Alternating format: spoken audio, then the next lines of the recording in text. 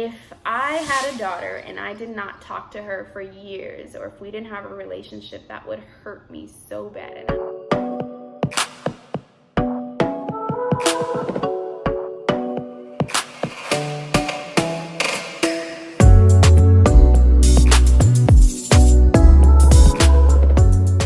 Hi everyone, welcome to the testimony series. My name is Ashley, for those of you who do not know me, and like I mentioned before, I'm going to be sharing with you all issues that have popped up in my life that God has either helped me overcome or is still helping me overcome, in hopes that someone would gather a tool or a word that would help them overcome, would help them heal, so that the God version of them could come forth. So today's issue is mommy issues. Now, you know Google got all the answers. So to summarize what I researched, it was that on the first end, that men who have mommy issues, they are either super detached from women, that's how they become players and whatnot, and then on the other end, they are also they're also trying to find a nurturing woman or someone to be like their mom because they didn't get those things when they were growing up. And before I move forward, be graceful.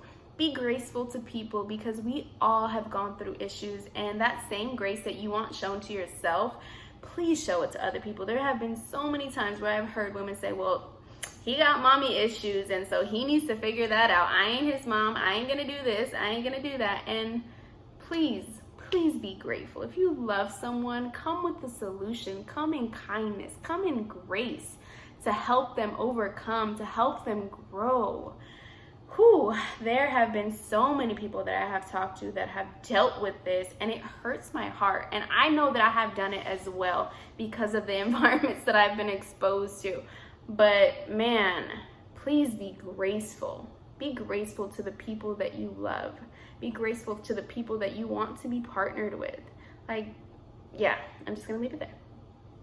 Second part of mommy issues is women and their mothers. I was reading and they were talking about how because a mother is supposed to play the role of nurturing the children and encouraging the children, they often feel inadequate, not just as a child, but growing up. And oftentimes they become super independent because that's what they needed to do as they were children, and they grew into that as an adult. And man, that has been part of my story over the years. I've had to learn to ask for help. I've had to learn and know that I am adequate for everything that I do. So one of my testimonies is that, one, God is still working on me in this specific issue. I think it was last year that I was asking God to just clear everything out of my heart. Like, I just wanted a pure heart. I didn't want to hold on to anything anymore. It seemed at surface that I wasn't holding on to stuff, but I knew that there was something still there, and I didn't know what it was. And so I was just asking God to reveal it to me. And one day God showed me the perspective of a mother, and I thought to myself, if I had a daughter and I did not talk to her for years, or if we didn't have a relationship, that would hurt me so bad. And I don't even have a daughter, and it hurt me. And so I couldn't imagine how my mom felt not talking to me for years. I mean, we would talk here and there, but there was no real relationship there. And I separated myself for my own reasons, and although I had reasons to separate myself, it did not make it okay for me to do what I did, which was not talk to her or not want to hang out or not want to build a relationship because of who I am and who I know myself to be. And so God had put it on my heart to apologize to her, to say sorry for not reaching out, to say sorry for separating myself from her. Man, and that helped just break down walls in my heart of pride. Again, this goes back to like the people that you surround yourself with. There's people around me saying like, You don't need to. Like, you have all the reason to do what you're doing. You have all the reasons to not talk to her. You have all the reasons. And although I have all the reasons, that is not God's heart. So, yeah. After I had apologized to her, I felt lighter, but there was still a challenge there because of the separation for years. And so this is where God is still helping me to overcome this area, and still, man, trying to show me how to build a relationship in this area.